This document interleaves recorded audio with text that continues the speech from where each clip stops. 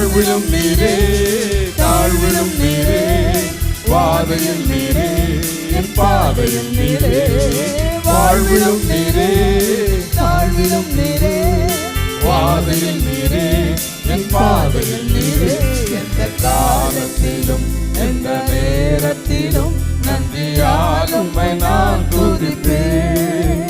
இயேசுவே உம்மை நான் துதிப்பேன், துதிப்பேன். எந்த வேளையிலும் துதிப்பேன். இயேசுவே உம்மை நான் துதிப்பேன், துதிப்பேன். எந்த வேளையிலும் துதிப்பேன். வானிலும் நீரே, பூவிலும் நீரே, ஆழியில் நீரே, என் ஆபத்தில் நீரே. வானிலும் நீரே, பூவிலும் நீரே, ஆழியில் நீரே, என் ஆபத்தில் நீரே. எந்த காலத்திலும் எந்த நேரத்திலும் நன்றியால் உம்மை நான் துதிப்பேன். இயேசுவே உம்மை நான் துதிப்பேன், துதிப்பேன்.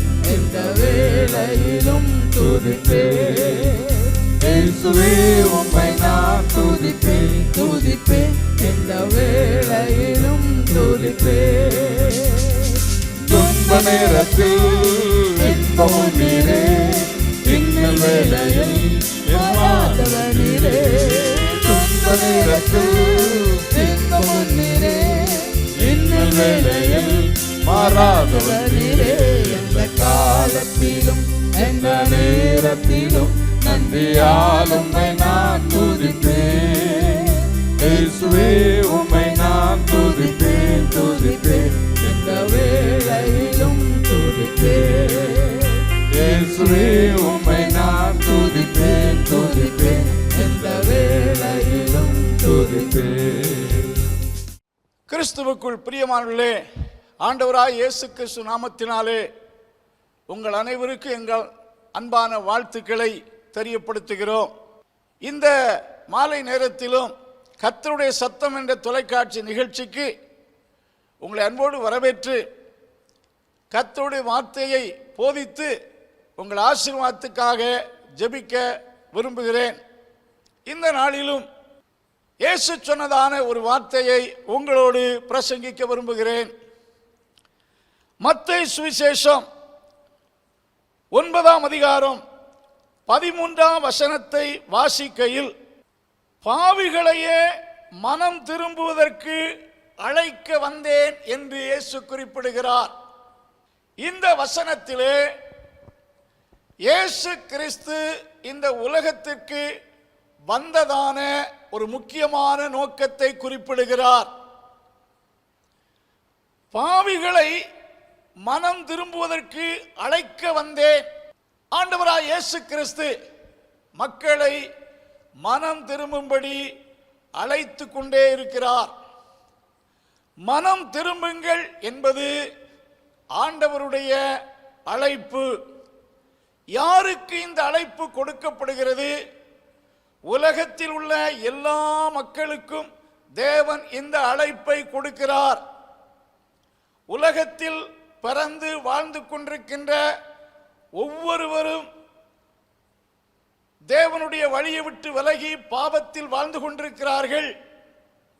உலகத்தில் எந்த பேக்ரவுண்டில் பிறந்து வளர்ந்திருந்தாலும் மனிதர்கள் பாவ சுவாபம் உள்ளவர்களாக இருக்கிறபடியால் பாவத்தில் வாழ்கிறோம். பாவத்தில் இருந்து உங்கள் மனதை பாவ வழியிலிருந்து திருப்பி என்னிடத்தில் வாருங்கள் என்பது தேவனுடைய அழைப்பு. இந்த அழைப்பு 2000 ஆண்டுகளாக எல்லா மக்களுக்கும் கொடுக்கப்படுகிறது. சிலர் இந்த தேவனுடைய அழைப்பை ஏற்றுக்கொண்டு மனம் திரும்புகிறபடியால் தேவனிடத்திலிருந்து பாவ மன்னிப்பை பெறுகிறார்கள், பரிசுத்தாவியை பெறுகிறார்கள், சந்தோஷத்தை பெறுகிறார்கள், தேவனுடைய ராஜ்யத்துக்குள் பிரவேசிக்கும் கிருபைகளை பெறுகிறார்கள், தேவனுடைய ஆசீர்வாதத்தை பெறுகிறார்கள். இந்த அழைப்பை அசட்டை பண்ணி வாழ்ந்து கொண்டிருக்கிறவர்கள் தேவன் கொடுக்கிற ஆசீர்வாதத்தை அடைய முடியாது. அழைப்பை ஏற்றுக்கொள்வதையும் அசட்டை பண்ணுவதையும் குறித்து லூக்கா சுவிசேஷம் 4ஆம் அதிகாரத்தில் ஆண்டவர் ஒரு ஓமையின் மூலமாக ஒரு உண்மையை விளக்குகிறார். லூக்கா சுவிசேஷம் 14ஆம் அதிகாரத்திலே வாசிக்கையில் ஒரு பெரிய மனிதன் ஒரு பெரிய விருந்தை ஆயத்தப்படுத்தி அந்த விருந்துக்கு ஜனங்கள் வந்து பங்கெடுக்க வேண்டும் என்று சொல்லி அழைப்பை கொடுக்கிறார்.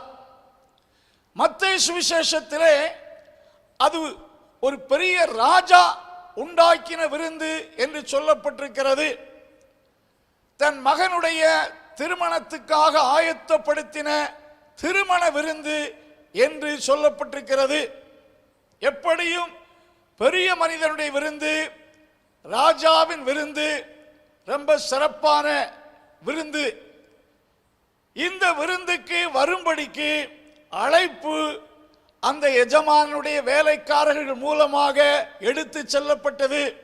இந்த அழைப்பை பெற்ற சிலர் என்ன செய்தார்கள் என்றால், வந்து ராஜாவின் விருந்தில் பங்கெடுப்பதற்கு பதிலாக அதிலே பங்கெடுக்க மனமில்லாதபடினாலே சில சாக்கு போக்குகளை சொன்னார்கள் என்று வேதத்தில் வாசிக்கிறோம். ஒரு மனிதன் சொன்ன சாக்கு போக்கு என்னவென்றால், நான் ஒரு வயலை வாங்கியிருக்கிறேன், ஆகையால் அந்த வயலை போய் பார்க்க வேண்டும், ஆகையால் என்னால் இப்பொழுது அந்த விருந்திலே பங்கெடுக்க முடியாது என்று குறிப்பிடுகிறார். விருந்துக்கு அழைத்தவர் ராஜா, a great man.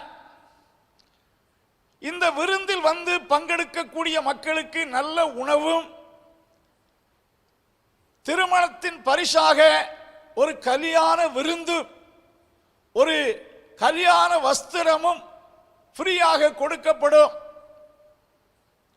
ஆனால் இந்த முதல் மனிதன் சொல்லக்கூடிய சாக்கு போக்கு, வயலை கொண்டேன், அதை போய் பார்க்க வேண்டும். அன்பார்ந்தவர்களே, ஒரு வயலை வாங்குவதற்கு முன்பாகத்தான்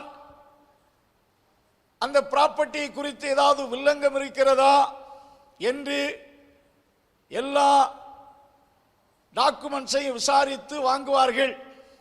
நம் பெயரில் ரெக்கார்டான பின்பு, ரிஜிஸ்டர் ஆன பின்பு அது நம்முடையது.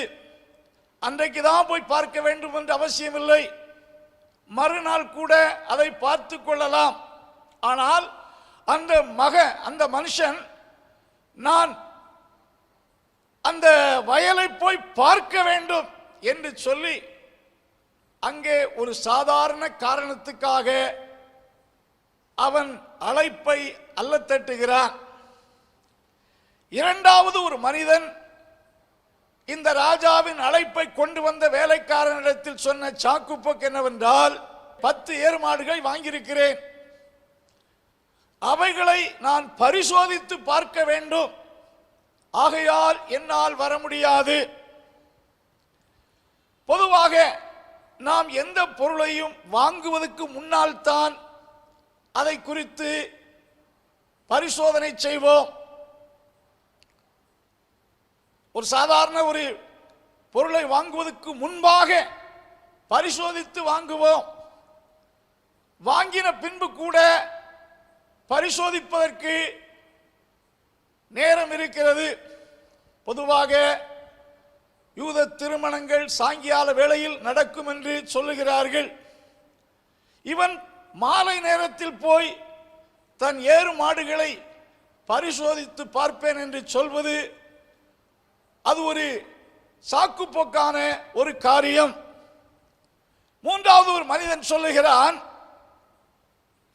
நான் திருமணம் பண்ணினேன், ஆகையால் என்னால் இப்பொழுது வர முடியாது என்று குறிப்பிடுகிறான். இவன் இந்த திருமண நாள், பொதுவாக யூத திருமணத்திலே முதலாவது என்கேஜ்மெண்ட் நடக்கும், பின்பு குறிப்பிட்ட ஒரு நாளிலே திருமணம் நடக்கும். இது எல்லாம் இந்த மனிதனுக்கு நன்கு தெரியும். இவன் ஏதோ திருமணம் பண்ண உடனேயே இந்த அழைப்பு அவனுக்கு வரவில்லை.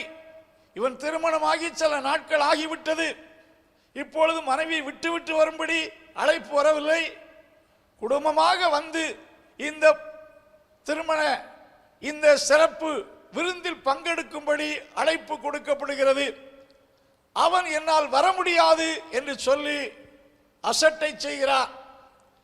இன்னும் சிலரிடத்திலே இந்த அழைக்க சென்ற வேலைக்காரர்களை சிலர் பிடித்து, சிலர் அடித்து, அவர்களை நிந்தித்து, சிலரை கொலை செய்தார்கள் என்று சொல்லப்பட்டிருக்கிறது. அன்பார்களே, அதுவும் நடக்கிறது. ராஜாவின் கல்யாண வீட்டுக்கு வந்து பங்கெடுங்கள் என்று ராஜாவால் அனுப்பப்பட்ட வேலைக்காரரை பிடித்து, அடித்து, உதைத்து, நிந்தித்து, அவர்களில் சிலரை கொலை செய்தார்கள் என்றும் சொல்லப்பட்டிருக்கிறது. இன்றைக்கும் கிறிஸ்துவிடத்தில் மனம் திரும்புங்கள், கிறிஸ்து மனம் திரும்ப உங்களை அழைக்கிறார் என்று சொல்லும் போது அசட்டை பண்ணுகிற ஒரு கூட்டம் உண்டு. அவ்விதமாய் சொல்லுகிறவர்களுக்கு இடையூறு செய்யக்கூடிய ஒரு கூட்டங்களையும் நாம் பார்க்கிறோம். சுவிசேஷத்தை சொல்லுகிறவர்களை பலர் நிந்திக்கிறார்கள், அடிக்கிறார்கள். இதெல்லாம் உலகத்தில் நடக்கக்கூடிய சம்பவம். இதை அந்த ராஜா கேள்விப்பட்ட போது அவ்விதமாக தன் ஊழியக்காரரை அடித்தவர்கள் மேல் கோபம் கொண்டு அவர்களை தண்டித்தார் என்று சொல்லப்பட்டிருக்கிறது. அவர்கள் மேல் கோபம் கொண்டார். இரண்டாவது, அந்த மனிதன் தன் அழைப்பை அசட்டை பண்ணின மக்களை குறித்து ஒரு காரியம் சொல்லுகிறார். அவர்கள் என் அழைப்பை அசட்டை செய்தபடியால் என்னுடைய விருந்தை இனி அவர்கள் ஒருபோதும் ருசி பார்ப்பதில்லை. அப்பொழுது வேலைக்காரர்களை பார்த்து சொல்லுகிறாள், நீங்கள் ஊரெங்கும் போய் வரக்கூடிய எல்லாரையும் அழைத்து வாருங்கள் என்று சொல்லுகிறார். வேலைக்காரர்கள் ராஜாவுடைய அழைப்பை எடுத்துக்கொண்டு அவர்கள் கிராமங்கள், பட்டணங்கள், ரோடு ஓரங்கள்லாம் சென்று ராஜாவின் விருந்துக்கு வாருங்கள் என்று அழைக்கிறார். அவ்விதமாய் அழைப்பை ஏற்றுக்கொண்டவர்கள் ராஜாவின் விருந்தை புசித்தார்கள். ராஜா பரிசாய் கொடுத்த கல்யாண வஸ்திரமாய் இரட்சிப்பை பெற்றார்கள், பாவ மன்னிப்பை பெற்றார்கள். இன்றைக்கு இந்த எஜமானனின் அழைப்பை அசட்டை செய்ததைப் போல அல்லது அழைப்பை கொண்டு வந்த ஊழியக்காரரை பிடித்து அடித்தது போல தேவன் மக்களை மனம் திரும்பும்படி அழைக்கிற அழைப்பை நிறைய பேர் அசட்டை செய்கிறார்கள், நிறைய பேர் செவி கொடுக்காமல் இருக்கிறார்கள். இந்த ராஜாவின் விருந்து என்பது தேவன் கொடுக்கிற சந்தோஷத்தை காட்டுகிறது, பாப மன்னிப்பாய் இரட்சிப்பை காட்டுகிறது, தேவனோடு பரலோகத்தில் வாழும் வாழ்க்கையை காட்டுகிறது.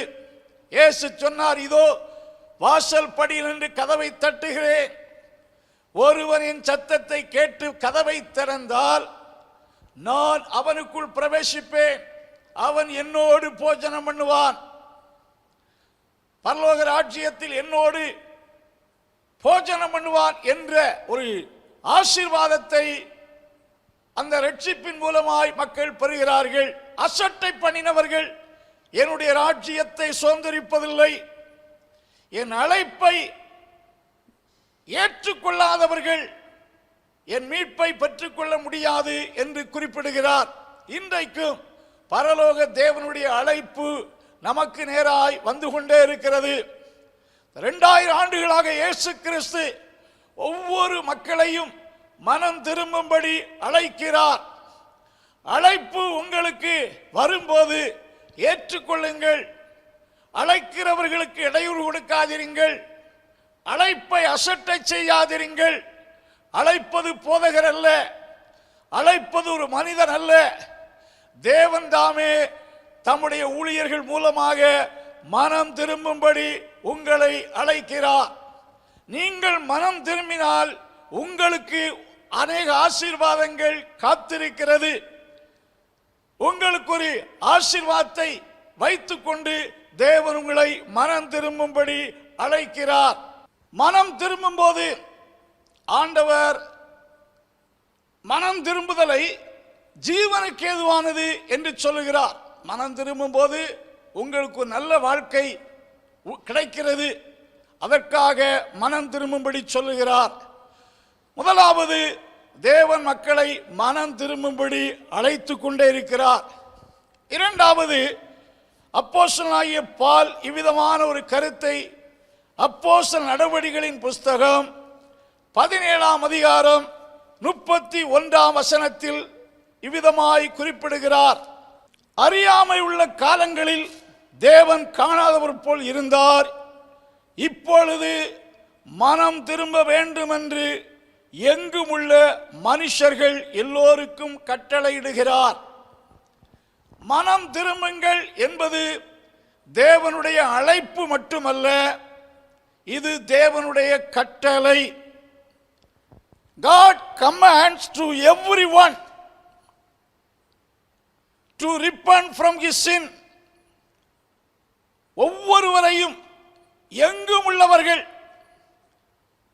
ஒவ்வொருவரையும், எங்கும் உள்ள அனைவரையும், ஆண்களையும் பெண்களையும், அத்தனை பேரும் மனம் திரும்ப வேண்டும் என்று இட் இஸ் காட்ஸ் ஆர்டர், தேவனுடைய கட்டளை. மனம் திரும்பாத மக்கள் தேவனுடைய கட்டளைக்கு கீழ்ப்படியாதிருக்கிறார்கள். மனம் திரும்பாத மக்கள் தேவனுடைய அழைப்பை நிராகரித்திருக்கிறார்கள். இந்த வசனத்திலே all unrepentants are disobedient to God's commandments. இந்த உலகத்திலே தேவன் படைத்த அனைத்து சிருஷ்டிகளும் தேவனுக்கு கீழ்ப்படுகிறது. தேவன் ஒரு வார்த்தை சொன்னால் they all obey to God. மீனுக்கு கட்டளையிட்டார், மீன் கீழ்ப்படுகிறது. காகங்களுக்கு கட்டளையிட்டால் அவைகள் தங்கள் சுபாவத்துக்கு மாறாக தேவனுடைய கட்டளை என்று சொல்லி எலியாவுக்கு அவைகள் அப்பத்தையும் இறைச்சியும் கொண்டு கொடுக்கிறது. எல்லா இயற்கைகளும், எல்லா சிருஷ்டிகளும் தேவனுக்கு கீழ்ப்படுகிறது. ஆனால் மனிதர்கள் தான் தேவனுக்கு கீழ்ப்படியாமல் இருக்கிறார்கள்.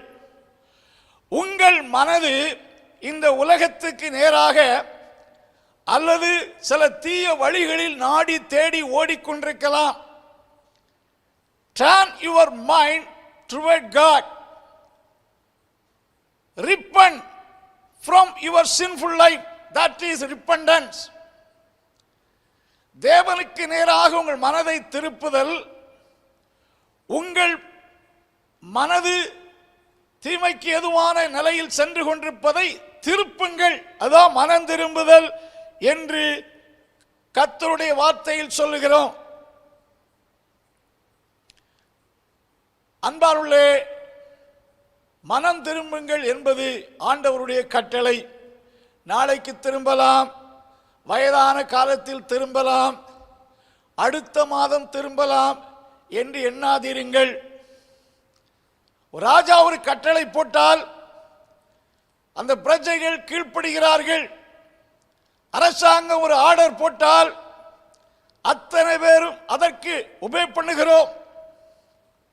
ஆனால் தேவாதி தேவன் எங்கும் உள்ளவர்களுக்கு, சகல மக்களுக்கும் கொடுக்கிற ஆர்டர் என்ன? Repent from your sinful life. Turn your mind toward me. உங்கள் மனதை எனக்கு நேராக திருப்புங்கள். பாவ வழியை விட்டு ஜீவ வழிக்கு நேராய் திரும்புங்கள் என்று ஆண்டவர் கட்டளையிடுகிறார். அன்பார்களே, தேவனுடைய கட்டளைக்கு கீழ்ப்படியுங்கள். தேவன் எப்பொழுதுமே கீழ்ப்படுகிறவர்களுக்கு தான் ஆசீர்வாதத்தை கொடுக்கிறார். ஆபிரகாமை ஆசீர்வதித்தார் என்று வேதத்தில் வாசிக்கிறோம். ஆபிரகாமை பார்த்து ஆண்டவர் உன் இனத்தை தேசத்தை விட்டு போய் என்று வா என்று சொன்னபோது போகும் இடம் இன்னதென்று அறியாமல் தேவனுக்கு கீழ்ப்படிந்து புறப்பட்டான். ஆகையால் கர்த்தர் அவனை ஆசீர்வதித்தார். தேவன் சொல்லுகிறார், என் வார்த்தைக்கு நீ கீழ்ப்படிந்தபடியால் உன்னை ஆசீர்வதிப்பேன் சொல்லி அவர் பெயரில் ஆணையிட்டார் என்றும் கர்த்தர் அவனை ஆசீர்வதித்தார் என்றும் வேதத்தில் வாசிக்கிறோம். மனம் திரும்புங்கள் என்பது ஆண்டவருடைய கட்டளை. இதை கீழ்ப்படுகிறீர்களா? ராஜாவின் கட்டளைக்கு கீழ்ப்படியலாம். ஆண்டவர் ஒவ்வொருவருக்கும், எங்கும் உள்ள அத்தனை பேருக்கும், எவ்ரிபடி, அவர் ராஜாவா இருக்கலாம், மந்திரியா இருக்கலாம், உலகத்தில் எந்த நிலையில் இருந்தாலும் ஆண்டவர் உங்களுக்கு கொடுக்கிற கட்டளை மனம் திரும்புங்கள். இந்த கட்டளையை ஆண்டவர் யோவான் ஸ்நானகன் மூலம் யூத மக்களுக்கு வெளிப்படுத்தினார். அப்பொழுது அநேக கர்த்தரிடத்தில் திரும்பினார்கள், பாவ வழியை விட்டு திரும்பினார்கள். திரும்பின அத்தனை பேரும் ஆண்டவரால் ஏற்றுக்கொள்ளப்பட்டார்கள், பாவம் மன்னிக்கப்பட்டார்கள். அன்பார்களே, இந்த ராத்திரி வேளையிலே ஆண்டவர் உங்களை அழைப்பது மட்டுமல்ல, மனம் திரும்பும்படி அழைக்கிறார். மூன்றாவது ஒரு வசனத்தை வாசித்து பார்ப்பீர்கள் என்றால், வெளிப்படுத்தின விசேஷம் 2ஆம் அதிகாரம் 21ஆம் வசனத்திலே ஆவியானவர் விதமாய் சொல்லுகிறார், அவள் மனம் திரும்பும்படி அவளுக்கு தவணை கொடுத்தேன். I gave her time to repent from her sinful life. தியத்திரா சபையிலே எசபேல் என்னும் ஒரு தீர்க்கதரிசியானவள் இருந்தாள். அவள் நல்ல தீர்க்கதரிசி அல்ல.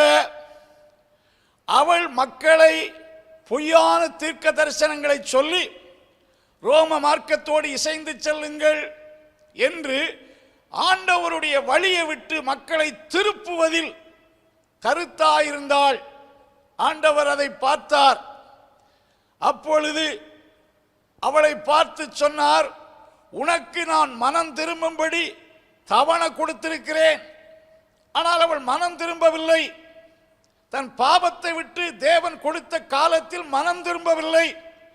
ஆகையால் தேவன் அவளை கடிந்து கொண்டதாக, சிட்சித்ததாக கீழுள்ள வசனங்களில் பார்க்கிறோம். இவளுக்கு மனம் திரும்பும்படி தவணை டைம் கொடுத்தேன் என்று குறிப்பிடுகிறார். ஆண்டவர் ஒவ்வொருவரும் தங்கள் பாவ வழியை விட்டு திரும்புவதற்கு காலத்தையும் அதற்கான சந்தர்ப்பத்தையும் ஆண்டவர் கொடுக்கிறார். நோவா என்கிறவர் பிரசங்கித்து வருகையில் மக்கள் மனம் திரும்புவதற்கு, தேவனை தேடுவதற்கு 120 வருஷம் ஒரு கிரேஸ் பீரியடாக கொடுத்தார். அந்த 120 வருஷத்திலும் நோவா அவர்களோடு பிரசங்கித்துக் கொண்டே இருந்தான். ஒரு எச்சரிப்பு சத்தத்தை கொடுத்து கொண்டே இருந்தான். மனம் திரும்புங்கள் என்ற சத்தத்தை அவன் தொனிக்க செய்து கொண்டே இருந்தான். ஒரு நாள் அல்ல, 2 நாள் அல்ல, 120 வருஷம் பூர்வீக உலகத்தின் மக்களுக்கு ஆண்டவர் ஒரு கிரேஸ் பீரியடாக கொடுத்தார். நினிவே பட்டணத்துக்கு 40 நாள் ஒரு தவணையின் காலமாய் கொடுக்கப்பட்டது. அந்த 40 நாளிலே யோனா என்ற தீர்க்கதரிசியை அனுப்பி, இன்னும் 40 நாளைக்குள் தேவன் தேசத்தை கவிழ்த்து போடுவார் நீங்கள் மனம் திரும்பாவிட்டால் என்ற ஒரு எச்சரிப்பின் செய்தியை கொடுத்தான். ராஜா முதற்கொண்டு பெரியோர் சிறியோர் யாவரும் உபவாசித்து தங்கள் தீய வழியை விட்டு தேவனிடத்தில் திரும்பினார்கள். அப்பொழுது அந்த பட்டணம் காக்கப்பட்டது என்று பார்க்கிறோம். 40 வருஷத்தை ஈவாக கொடுத்தார் என்று சொல்லப்பட்டிருக்கிறது. ஆண்டவரை சிலுவையில் அறைவதற்கு காரணமாக இருந்த யூத மக்கள்,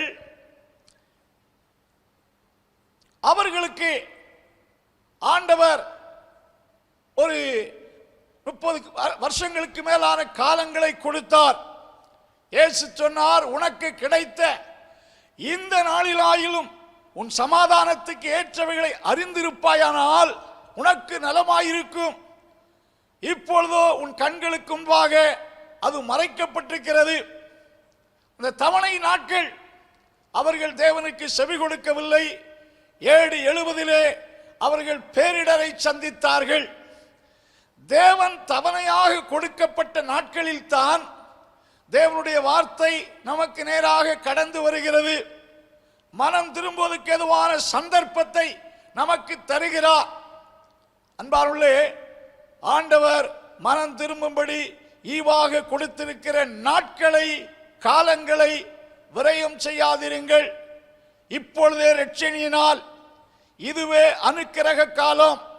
இந்த நாள் உங்களுக்கு தேவன் கொடுத்த ஒரு ஸ்பெஷல் டேயா இருக்கலாம். நீங்கள் மனம் திரும்புவதற்கு தேவன் உங்களை அழைக்கிற இந்த நாள் ஆண்டவர் கொடுத்த ஒரு விசேஷித்த நேரமாயிருக்கலாம். ஆகையினாலே நேரத்தை அசட்டை செய்யாதிருங்கள்.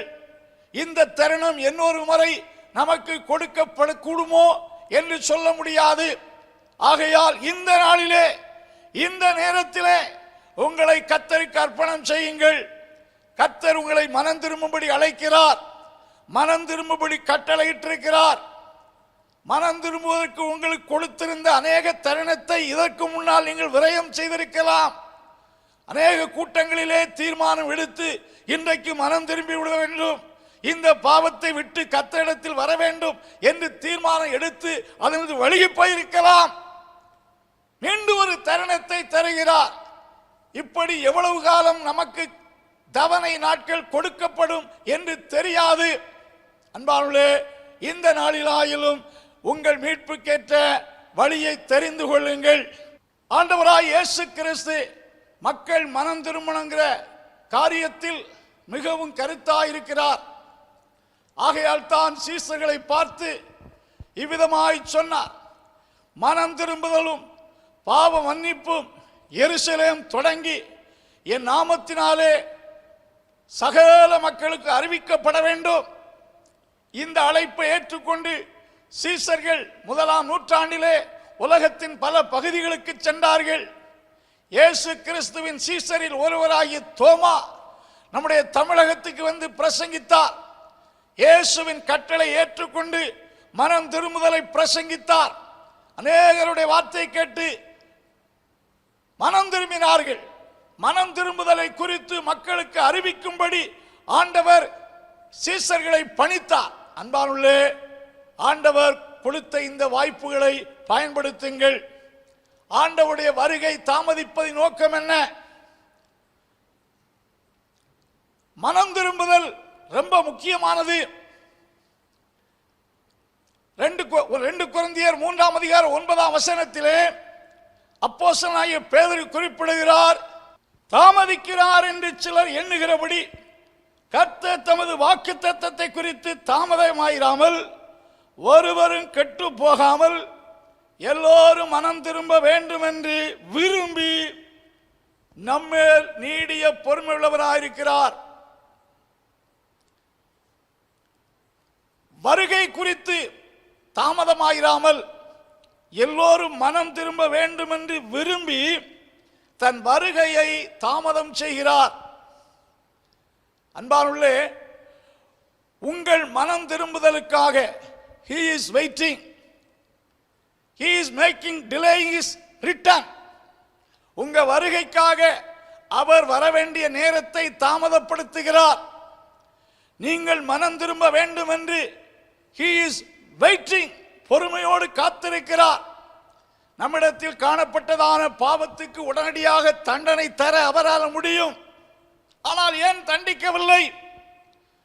குற்றங்களையும் பாவங்களை உடனடியாக தண்டிக்கவில்லை. இன்றைக்கு திருந்துவான், இன்றைக்கு மனம் திரும்புவான் என்று ஆண்டவர் நம்மேல் நீடிய பொறுமையா இருக்கிறார். இந்த பொறுமையை துச்சமாய் எண்ணாதிருங்கள். தேவனுடைய தயவு உங்களை குணப்படும்படி ஏவுகிறது என்று அறியாமல் உணராமல் தேவனுடைய கோபாக்கினை உங்கள் மேல் குவித்துக் கொள்ளாதிருங்கள். இன்னும் பாவம் செய்வோம், இன்னும் துன்மார்க்கமான வாழ்க்கையில் கடந்து செல்வோம் என்று ஓடாதிருங்கள். இன்றைக்கு ஒரு தீர்மானம் எடுங்கள். He is waiting for your repentance. உங்க மனம் திரும்புவதற்காக காத்து கொண்டிருக்கிறார். மனம் திரும்பாவிட்டால் என்ன நடக்கும்? ஏன் ஆண்டவர் இந்த காரியத்தில் இவ்வளவு கருத்தா இருக்கிறார் என்றால், அந்த வசனம் சொல்லுது, மனம் திரும்பாவிட்டால் unless you repent, you shawl perish. Perish என்றால் கெட்டு போவீர்கள் என்பது உலக பிரகாரமான வாழ்க்கை கெட்டு போவது மட்டுமல்ல, நித்திய வாழ்விலே ஒரு பேரிடரை சந்திப்பாய், ஒரு பெரிய நஷ்டத்தை சந்திக்க போகிறோம். ஆகையால் தான் இதை உணராமல் மனம் போன போக்கிலே தீய வழியிலே பாவ வழியிலே சென்று கொண்டிருக்கிற மக்களுக்கு என் அழைப்பை தெரியப்படுத்துங்கள், என் கட்டளையை தெரியப்படுத்துங்கள், என்னுடைய மனதை அவர்களுக்கு வெளிப்படுத்துங்கள் என்று சொல்லி உங்கள் மனம் திரும்புதலுக்காக உங்களை படைத்த ஆண்டவர் வெயிட் பண்ணுகிறார். இன்னும் நேரம் தாழ்த்தாதீர்கள், இன்னும் காலத்தை புறக்கணிக்காதீர்கள். Take a decision today to repent from your sinful life. God invites you. உங்களை அழைக்கிறார். He is waiting for your repentance. உங்கள் மனம் திரும்புதலுக்காக காத்து கொண்டிருக்கிறார். மனம் திரும்பினால் ஆண்டவர் இந்த நாளிலிருந்து உங்களை ஆசீர்வதிக்க தொடங்குவார். உண்மையாக பாவத்தை விட்டு மனம் திரும்பினால் உங்கள் வாழ்க்கையில் தேவன் ஆசீர்வதிக்க தொடங்குவார். கர்த்தர் உங்களை இந்த வார்த்தையினாலே ஆசீர்வதிப்பாராக.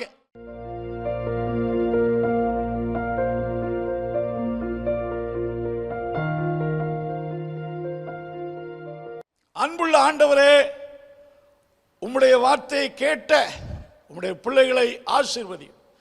இந்த நாள் மனம் திரும்பும்படி தீர்மானிக்கிற ஒவ்வொருவருக்கும் உதவி செய்யும்.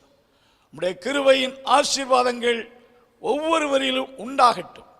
ஆண்டவர் ஆளுகை செய்யும், ஆசீர்வதியும். ஒவ்வொரு குடும்பத்திலும் ஆசீர்வாதம் உண்டாவதாக, வியாதிகள் நீங்குவதாக, அற்புதம் நடப்பதாக. இயேசு கிறிஸ்துவின் நாமத்தில் ஜெபங்கேளு நல்ல பிதாவே, ஆமென்.